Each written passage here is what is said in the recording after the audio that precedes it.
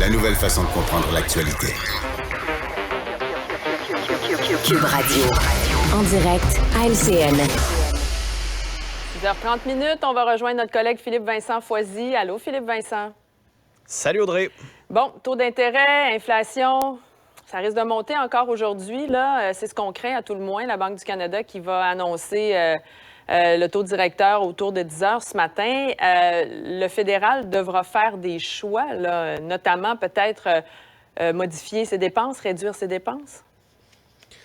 Ouais, c'est pas dans les habitudes de la maison libérale. Par contre, ça va prendre de la prudence. Bon, on l'a dit, là, les taux d'intérêt risquent d'augmenter encore de 0,25 % aujourd'hui de la Banque du Canada. C'est un peu comme des antibiotiques. Il faut aller jusqu'au bout du traitement si on veut que ça fonctionne, puis on veut vraiment calmer cette inflation-là. Par contre, il y a beaucoup de monde qui nous écoute, qui ont des prêts, qui ont des dettes, ça va augmenter, ça va coûter cher. Et dans la hausse du prix de consommation, la hausse du loyer, par exemple, a explosé au cours de la dernière année. Donc, il y a des effets à cette hausse des taux d'intérêt qui font mal aux consommateurs, des effets qui font qu'on n'a mal aux peut-être citoyens. pas tous ressentis encore. Là. On risque d'en connaître plus d'effets au cours de 2023. Là. C'est ce qu'on a entendu. Oui, bien là, c'est ça. C'est que là, il y a les effets qu'on voit sur le marché immobilier. Ça s'est calmé. Il y a un effet qu'on commence à sentir dans le marché de la consommation aussi, mais ça risque de s'amplifier au cours de la prochaine année avec un ralentissement. Est-ce qu'on est dans une récession? Est-ce qu'on va avoir une récession?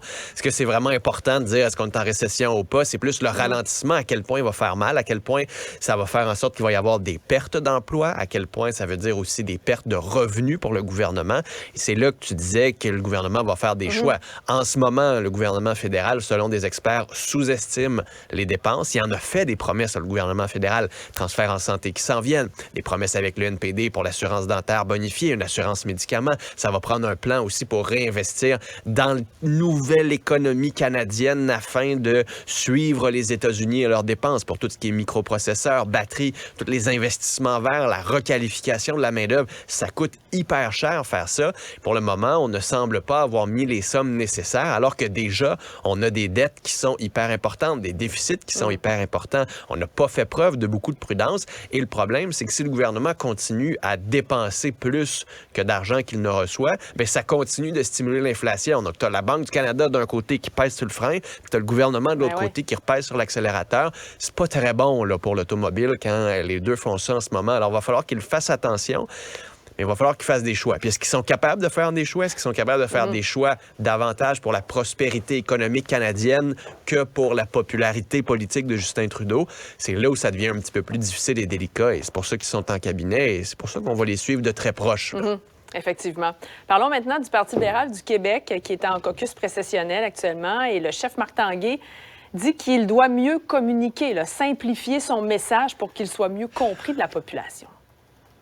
Ouais, comme si le Parti libéral était tellement intelligent et que la population était un petit peu nounoune et n'arrivait pas à comprendre ce qu'ils avaient voulu nous dire. On le comprenait, là. Écos pour économie puis écologie. On l'a compris. On sait pas c'était quoi. On l'a jamais bien expliqué chez les libéraux. Je pense que même eux avaient de la difficulté à comprendre, mais on comprenait le message. Mais ça, Audrey, il faut que tu comprennes quelque chose. En politique, quand un parti politique perd et refuse de se regarder dans le miroir, il se retourne puis il dit, on communique mal. Ça a été de même avec les conservateurs, ça a été comme ça avec les libéraux, ça a été comme ça avec tous les partis qui ont perdu au fil des années. Faut mieux communiquer. Mais c'est pas vrai, faut pas mieux communiquer. Peut-être qu'il y a des petits éléments ici et là, puis Dominique Anglade aurait pu faire les choses un peu différemment. C'est que le message qu'il porte n'était pas clair. Le message qu'il porte a changé. Le message qu'il portait, la marque libérale, comme on dit, on ne savait plus ce qu'elle incarnait. Et ça, c'était le gros problème des libéraux. Tant qu'ils ne feront pas cette introspection-là, ils ne seront pas capables de bien communiquer. Ils peuvent encore mieux avoir des messages buzz, là, puis là, d'autres trucs, là, la charte des régions, puis des bébelles comme ça, qui vont être des beaux buzz de communication. Tant qu'on n'aura pas le fond, là, qu'on ne saura pas c'est quoi qu'ils sont, tant qu'ils ne sauront pas ce qu'ils sont, ça va être difficile de vendre quoi que ce soit. Alors, il va falloir qu'ils fassent ce travail-là en amont, plutôt que d'essayer de nous dire que finalement, il faut juste avoir de plus belles couleurs sur le logo. Oui, avant de mieux communiquer le message, encore faut-il le clarifier déjà. Le comprendre. Effectivement. Et le vouloir. Et rapidement, Philippe Vincent, le dossier des passeports, on en a tellement parlé l'été dernier, ça serait enfin réglé. Je regarde pour des bonnes nouvelles. Je vous l'ai dit, j'en cherche en 2023 et là, on en a une finalement. Ça a l'air que si vous voulez faire votre passeport, vous pouvez vous rendre dans les temps, vous l'aurez. Ça n'aura pas besoin de faire de longues files. Si c'est le cas, vous pouvez nous écrire pour témoigner de ces belles nouvelles. On s'ennuie pas du tout de ces files d'attente devant les complexes de passeport et le bordel. Alors, tant mieux. Ça aura pris 1 an, mais au Canada, on est capable de faire les choses comme il faut. Je dois faire mon renouvellement bientôt. Je t'en donnerai des nouvelles. Bonne chance. Bonne journée. Philippe Vincent Foisy. Appliqué et vigilant.